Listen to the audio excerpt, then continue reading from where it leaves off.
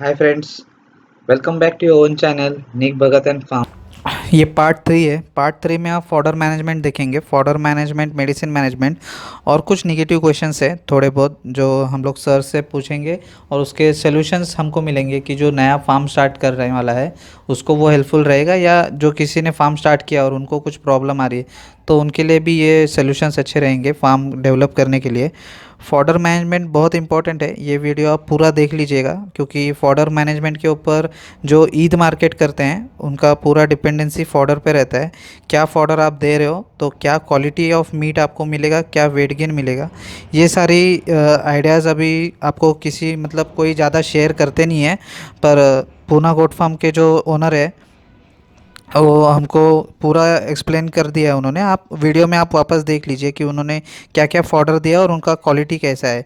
Medicine तो ज़्यादा नहीं यूज़ करते फार्म पे, और मेडिसिन अगर यूज़ भी किया तो भी सर का जो नेचर है वो कम से कम 3 महीने तक वो एनिमल सेल नहीं करते अगर उन्होंने उनको मेडिसिन दिया हुआ है तो। फिर भी हम लोग सर से एक बार पूरा उनका फॉडर मैनेजमेंट और मेडिसिन मैनेजमेंट देखते हैं।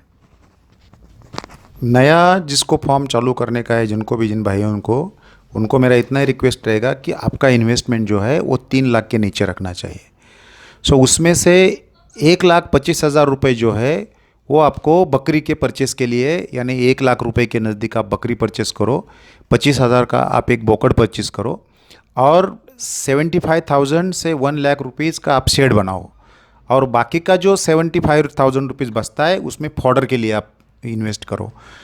इसमें अगर आप, जब आपको लगेगा कि आप कर पाते हैं तो आपको उसमें फ़ायदा हो सकता है।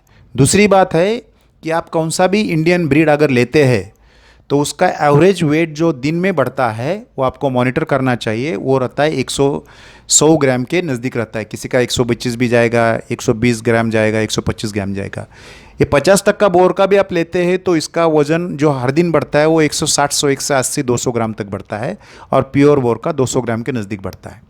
तो अगर आप जो शुरू करना चाहिए तो 50% बोर से अगर फीमेल आपको मिलता है, छोटा छोटा बच्चा 50% का, वो लेके आप शुरू करते हैं तो आपको वेट गेन का क्राइटेरिया मिलेगा, ताकि दूसरा जो इंडियन ब्रीड है जिसमें आपको वेट गेन का क्राइटेरिया नहीं मिलता है।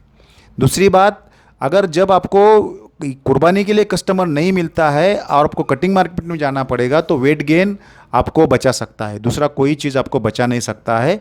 और बोर का जो है वो, बोर का कैसा होता है कि आप 50% या 70%, 75% क्रॉस रहेगा, तो आप अगर उसको अच्छा खाना दिया तो 3 महीना का दूध पीरियड छोड़ के आपको 1.5 साल में या 15 महीने में 70 किलो तक आपको मिलता है। तो आपको, आप समझिए 220 मिला, 230 मिला तो 15-16 हज़ार मिलता है। और आपका मैनेजमेंट कॉस्ट जो है वो मैनेजमेंट कॉस्ट ज़्यादा से ज़्यादा 12,000 तक रहता है, आपने मैनेज अच्छा किया तो। इसका मतलब है कि एक बकरे के आप ऊपर आपको 4-5 हज़ार मिलता है। मार्केट में बहुत सारे लोगों को गोट फार्म शुरू करना पड़ता है, गोट फार्म शुरू करना पड़ता है, पर लेकिन माइक्रो मैनेजमेंट आप जब नहीं करते तब तक गोट फार्म नहीं पड़ता है। तो उसके लिए आपको सबसे बड़ी बात है कि ये छोटा छोटा चीज़ आपको करना पड़ता है। दूसरा सबसे बड़ा इंपॉर्टेंट मैं दूंगा आपको कि जब आप बकरी को भरपेट खाना नहीं देंगे तब आपको 3 प्रॉब्लम आ जाएंगे। पहला, एक उसका अबॉर्शन हो जाता है। दूसरी बात, बकरी लगती नहीं है तो 8 महीने में आपको 2 बच्चे नहीं मिलेंगे। और तीसरा जो है वो बीमार पड़ती है तो इंजेक्शन देना पड़ेगा। ये सब चीज़ें जो है, आप खाना अच्छा देंगे, न्यूट्रिशन अच्छा देंगे तो ये आपका सब चीज़ ख़त्म हो जाता है। तो सबसे बड़ी बात है कि बकरी को न्यूट्रिशन भी देना चाहिए, खाना भी देना चाहिए, और इसका कॉस्ट जो है वो मिनिमम रखना चाहिए, और आपका जो मैनेजमेंट कॉस्ट है वो भी कम करना चाहिए। मेरे पास इतना है लेकिन मेरे पास 3 लोग ये सब संभालते हैं, और मेरे पास एक टाइम 300 के ऊपर बकरा रहता है, तो नहीं एक आदमी मेरा 100 के ऊपर बकरा संभालता है। तो मेरा मैनेजमेंट कॉस्ट है, और मेरा, आपने देखा कि कोई बीमार नहीं है तो दवाई का खर्चा नहीं होता है, लेकिन मेरे पास न्यूट्रिशन के ऊपर थोड़ा खर्चा होता है, लेकिन वो भी खर्चा कोई ऐसा ज़्यादा नहीं है कि जो मैं न्यूट्रिशन के ऊपर ज़्यादा खर्चा करता है। तो आपको मेरे का कहने का मतलब है कि देखो, मीट तो कभी कम नहीं होने वाला है। तो अगर आप मीट के लिए शुरू करते हैं और आपको कुर्बानी का कस्टमर मिल जाएगा तो उसको बोनस समझिए, लेकिन जब आप कुर्बानी के लिए माल देते हो तो वो जो माल है वो मार्केट में 1 नंबर होना चाहिए, उसमें कुछ आपको कंजूसी नहीं करना चाहिए। थैंक यू सर, अच्छी इन्फॉर्मेशन दी आपने फॉडर मैनेजमेंट के बारे में, मेडिसिन के बारे में। मेडिसिन तो मैंने देखा है कि जो कोई एनिमल्स को मेडिसिन दिया जाता है तो उस मेडिसिन से जो एनिमल्स की शाइन रहती है और उनका जो बॉडी वेट रहता है उसमें थोड़ा डिफरेंस आ जाता है, शाइन चली जाती है पूरी स्किन की, या वेट जो उनका रहता है वो 40-45 यही वेट तक वो रहते हैं 2 दांत के बाद भी, मतलब 1 साल के बाद भी। पर आप अगर पूना गोट फार्म पे आके आप अब देखोगे तो आपको वीडियो में भी आपने देखा रहेगा इसके पहले कि 85-90 केजी के एनिमल्स है जो फॉडर मैनेजमेंट बहुत इंपॉर्टेंट है। ये हरी पत्ती सर राजस्थान से यहाँ मंगवा रहे हैं तो उसके पीछे कुछ तो रीज़न है। ऐसे नहीं कि मतलब कुछ भी आप खेत में उगा दिया और वही दिया या बाहर चरने के लिए छोड़ दिया, ऐसे नहीं है। हरी पत्ती राजस्थान से यहाँ मंगवाना, उसका ट्रांसपोर्टेशन कॉस्ट, उसका फॉडर कॉस्ट ज़्यादा जा रहा है। तो इसीलिए यहाँ पे आपको फार्म पे जो क्वालिटी देखने मिल रही है ये A1 क्वालिटी है सारी। अगर किसी को ईद के लिए या ब्रीडिंग के लिए परचेस करना रहेगा तो एक बार ज़रूर फार्म विज़िट कीजिए, एक बार ज़रूर फार्म विज़िट कीजिए। शराफत अली जो है ये फार्म मैनेज कर रहे हैं। यहाँ पे आपको A to Z सारी डिटेल्स मिल सकती है ब्रीडिंग के बारे में या ईद के जो ब्रीड रखते हैं उसके बारे में। और परचेसिंग तो ईद के पहले आप थोड़ा जल्दी करेंगे पूना गोट फार्म पे तो अच्छा रहेगा, क्योंकि रिक्वायरमेंट ज़्यादा है। मुंबई, पूना, यहाँ से ज़्यादा करके कस्टमर्स पूना गोट फार्म से ही परचेस कर रहे हैं। गए टाइम तो हमको माल कम गिरा था, इस बार हम लोग ने एज़ पर रिक्वायरमेंट, जो गए साल की रिक्वायरमेंट थी लोगों की कि सोजत चाहिए, शिरोई चाहिए, अजमेरी चाहिए, तो उस हिसाब से जो कस्टमर रिक्वायरमेंट है उस हिसाब से इस साल प्लानिंग किया है और प्लानिंग के हिसाब से अभी चल रहा है। 6 महीना बचा है ईद के लिए, तो मेरे ऐसा कहना है कि आप एक बार ज़रूर विज़िट कीजिए फार्म।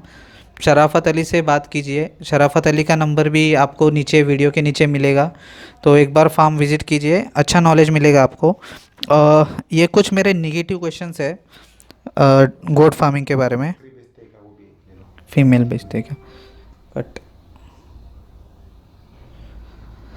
सर हमने फार्म पे देखे बहुत से मेल है, मतलब आपके पास कम से कम 300 के ऊपर मेल है, और आपने दूसरा एक अलग से शेड बनाया है, उसमें एक छोटे बच्चों के लिए कंपार्टमेंट है, फीमेल्स के लिए कंपार्टमेंट है। फीमेल्स में भी आपके पास प्योर बोर है, बोर क्रॉस है, सानेन है, बर्बरी है।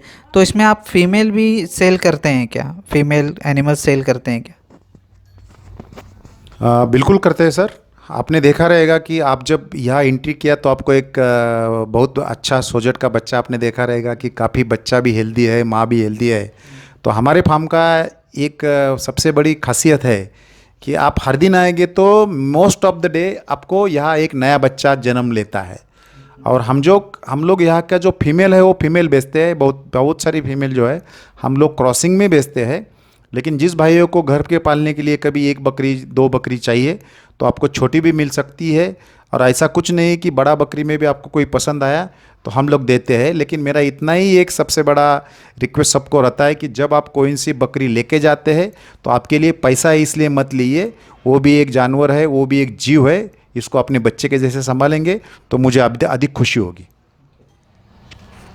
बहुत अच्छा मैसेज दिया सर ने। किसी को गोट फार्म स्टार्ट करना है, सब लोग यूट्यूब देख के, न्यूज़ चैनल देख के गोट फार्म में ज़्यादा इंटरेस्ट हो जाता है और चालू करते हैं, पर वो चालू करने के बाद आपको उनका फॉडर मैनेजमेंट और उस पर सारा ध्यान देख के वो एनिमल्स को ठीक से संभालना चाहिए, क्योंकि सर ने जैसा कहा कि वो भी एक जीव है तो उसका भी मतलब ठीक से ख्याल रखना चाहिए।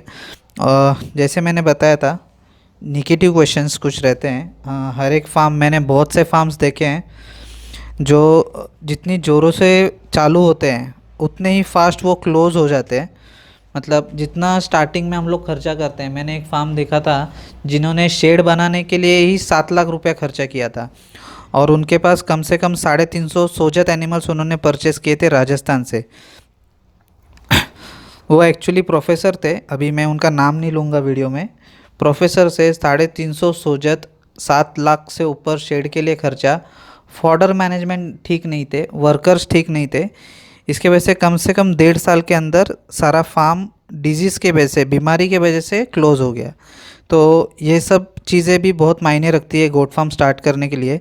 शेड में कितना खर्चा करना चाहिए, सर ने आपको बताया 3 लाख का आपका टारगेट है स्टार्टिंग में। अगर आपको फार्म स्टार्ट करना है 3 लाख का टारगेट है।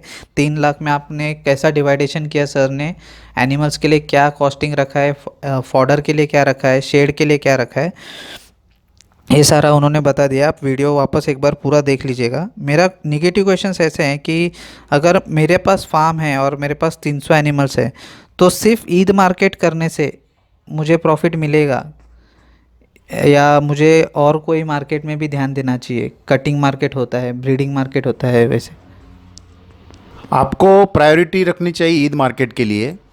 लेकिन अगर आपको लगता है ऐसा कि बाहर भी बेचना चाहिए, तो ऐसा कुछ नहीं है कि बाहर जो लोग अभी आजकल क्या है कि मेरा जो माल है, वो मेरा जो मीट है वो रेसिड्यू फ्री मीट है।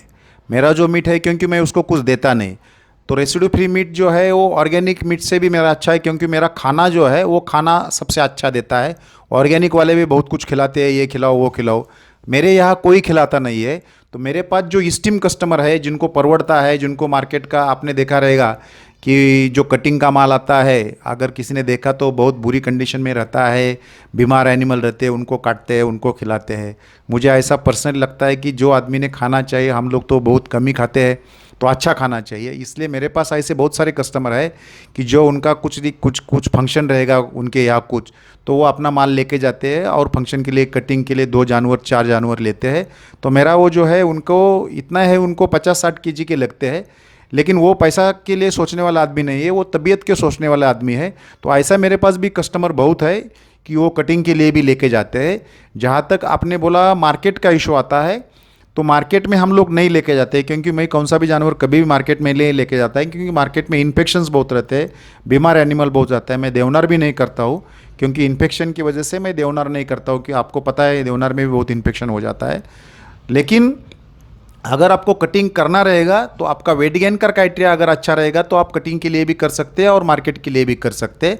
खाली आपको दिन में आप समझो 150 ग्राम के ऊपर अगर आपको वेट मिलता है तो हो जाता है, क्योंकि उसका भी एक कैलकुलेशन रहता है कि आपने चारा कितने का खिलाया और वज़न कितना मिल गया आपको। तो ये मेरा कैलकुलेशन सब रहता है, मुझे पता रहता है कि ये हफ्ते में बोकड़ का वज़न कितना बढ़ा और ये हफ्ते मैंने उसको खुराक कितना दिया, चारा कितना दिया, ये मेरा पूरा कंप्यूटर कैलकुलेशन रहता है। Thank you sir. जैसे आपने सुना सर ने फॉडर मैनेजमेंट के बारे में बताया, मेडिसिन के बारे में बताया। मेडिसिन तो ज़्यादा फार्म पे यूज़ करना नहीं चाहिए, क्योंकि फ्यूचर में आगे जो कटिंग करता है उसको इन्फेक्शन होता है, उसको प्रॉब्लम होता है। इसीलिए मेडिसिन जितना कम से कम यूज़ करेंगे वो अच्छा है। नेगेटिव क्वेश्चंस के बारे में जैसे मैंने बोला था कि सिर्फ ईद मार्केट करने से प्रॉफिट है क्या, तो सिर्फ ईद मार्केट नहीं सर, ब्रीडिंग मार्केट भी करते हैं, कटिंग मार्केट भी करते हैं। कटिंग मार्केट मतलब लोकल मार्केट में जाके बेचना, उसे कटिंग मार्केट नहीं कहते हैं। बहुत से कस्टमर्स ऐसे रहते हैं जिनके घर पे फंक्शन रहता है या कुछ पार्टी रहता है, तो वो लोग खुद फार्म पे आके सर के फार्म से परचेस करके लेके जाते हैं, तो उसको भी हम लोग कटिंग मार्केट में इंक्लूड कर सकते हैं। जैसे आपने देखा फार्म में वैरायटी है, मुझे वैरायटी के लिए फार्म बहुत अच्छा लगा। वैसे तो बहुत फार्म्स हमने देखे हैं आज तक, पर जितना वैरायटी एक फार्म में एक साथ, मतलब सोजत, चिरोई, बर्बरी, बोर क्रॉस, इतना सारा आपको एक ही फार्म पे देखने नहीं मिलता है।